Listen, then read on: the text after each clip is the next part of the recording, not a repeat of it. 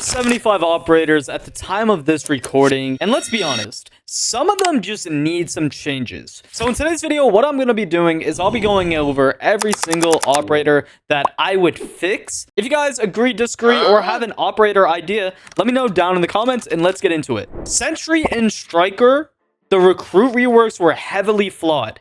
In my opinion, how I would fix Striker and Sentry is I would personally make their main ability the ability to copy one of their teammates' primary gadgets.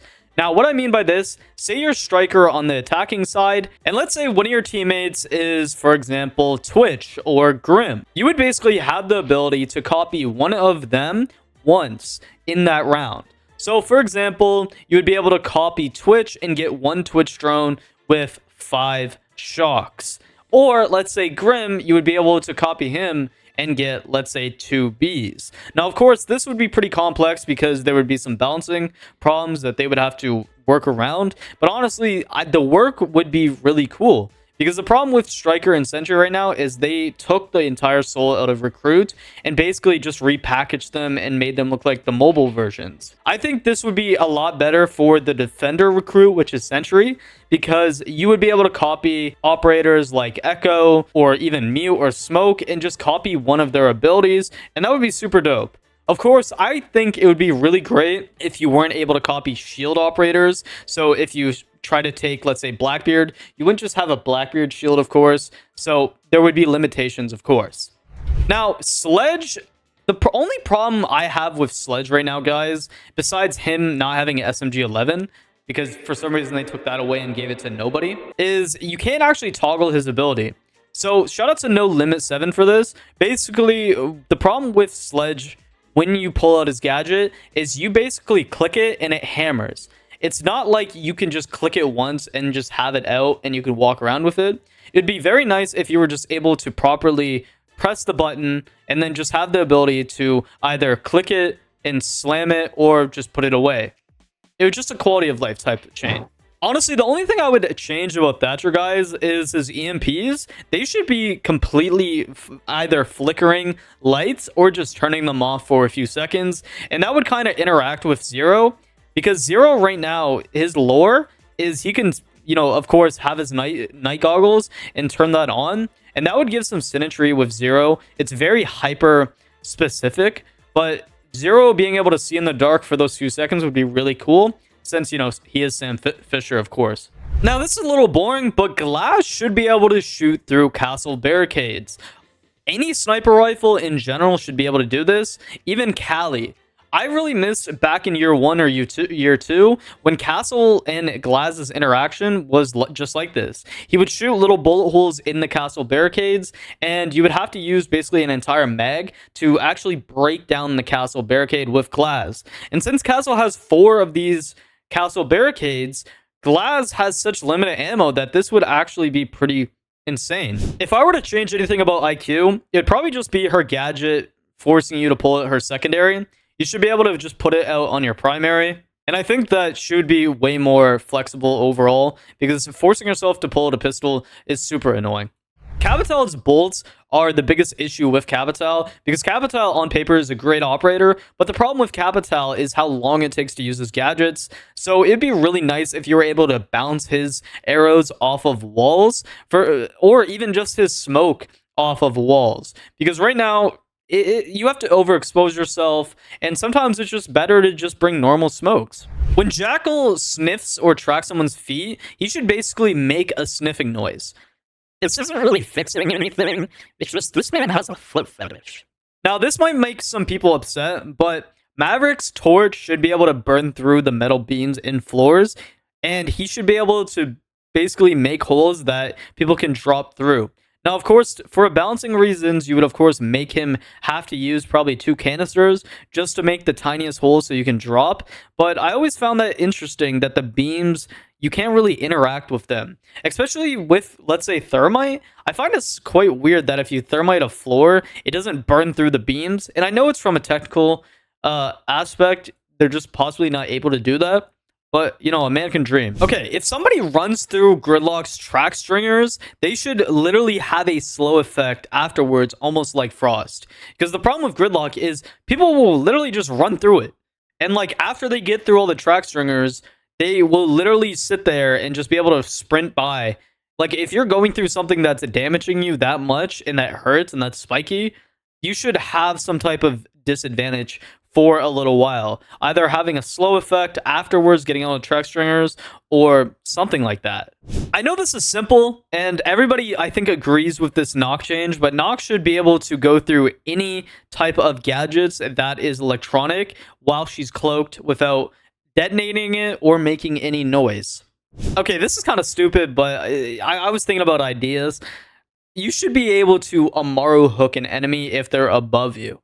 Now, hear me out. It'd almost be like Spider-Man. You'd be just grabbing them, flinging them. Just, I know it might be overpowered or stupid, but it would be kind of funny. Now, Callie's biggest problem for me is her sniper rifle at close range. And I understand it's a sniper rifle, but kind of like Glass, you should be able to flick her scope down, and maybe you would be ADSing quicker, you would move quicker, or your reload animation would be quicker. Because right now, Callie just feels like a sitting duck when you use her. And that's my biggest problem with her.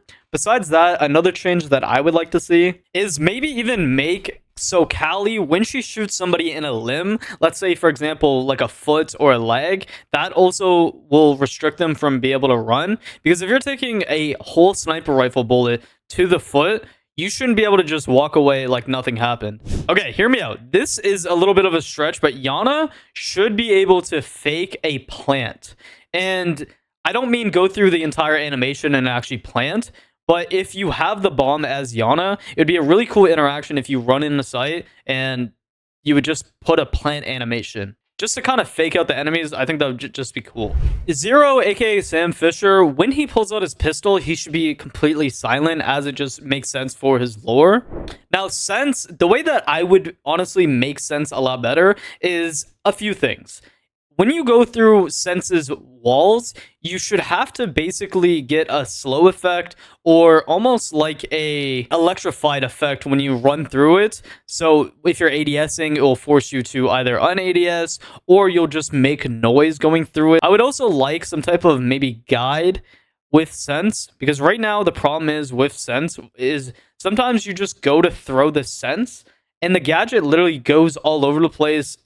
It's almost like you weren't even aiming at the first place. Okay, Brava cams, hear me out.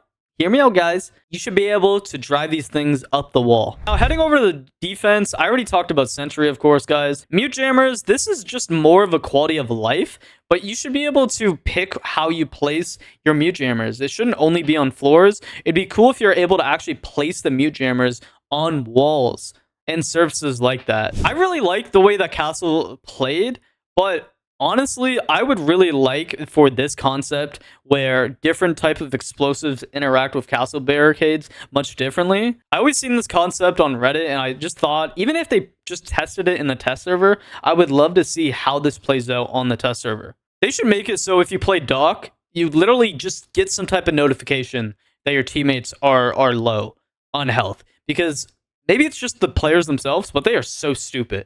Like, I'll be like screaming at a Doc and he'll be looking at me and he just doesn't heal me. Rook, let's just delete this guy. Nah, I'm just kidding, guys. Honestly, Rook is, in my opinion, the worst operator on defense. And a lot of lower ranked players are going to be commenting on this, saying that he's great and he has saved rounds. And that's fair, because that's true. Basically, I think that Rook armor should also either include more ammo or an extra piece of utility, whether that's another stack of barbed wire. If an attacker picks it up, it's another stun grenade or grenade. Just something to give you an actual reason to pick them besides the downed effect, because a lot of times that's going to be rare where you're going to be able to actually like pick yourself back up, basically. Or even if you're downed with Rook armor, maybe you have one mag or whatever type of ammo count that you had in your primary. You can be able to pull that out after a certain amount of time downed. That would be also a cool interaction. Allow Chichanka to basically be able to have an underbarrel for his LMG or primary weapon, because the problem that I have with Chichanka, guys, is you have to pull out his gadget and then automatically just sit there like a duck shooting your fire like bolts. And the thing is with that is people just run through the fire bolts. So imagine if you were able to pull out your primary and be able to just click a button and have an underbarrel almost like Buck, and that would just smooth the process up because you would be able to switch between them pretty fast. It'd be cool. It's almost like MW2 back in the day with a grenade launcher. Okay, Cav should be 100% silent when she's in her silent step. Like 100%. I don't care. There, like it's reduced by a lot. I understand the noise, but she should be 100% silent. Also, hear me out. They should test out some type of throwing knives that impair enemies or down them, or just make their ADSing slower. Just something fun. I miss that fun, stealthy aspect of Cav, and doing something like that would be super interesting. Ella, they honestly just need to make her primary fun again. Reduce the recoil.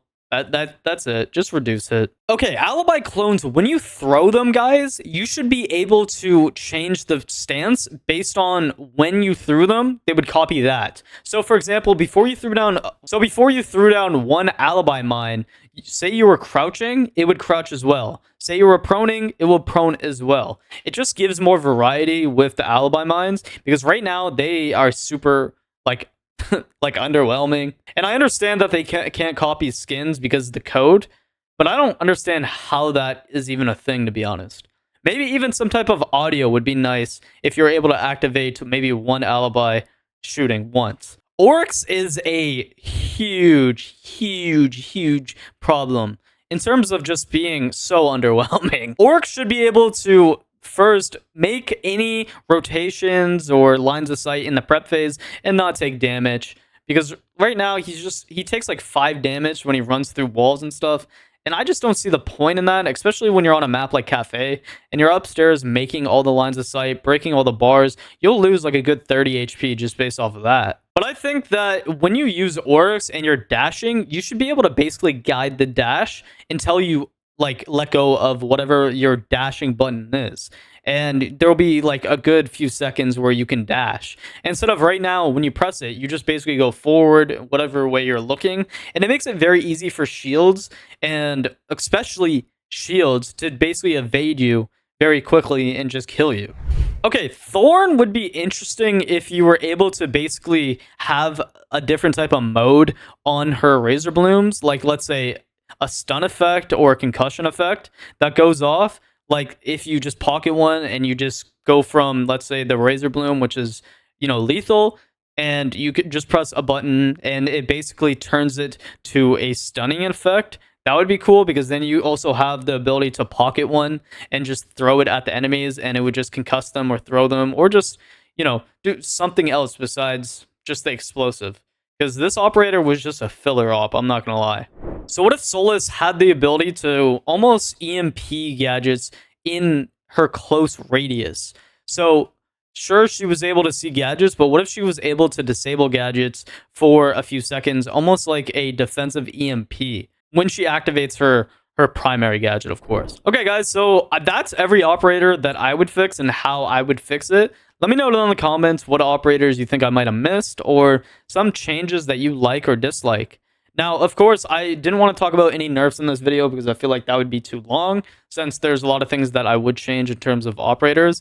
But yeah, let me know down in the comments if you like this video, and have a lovely day, guys.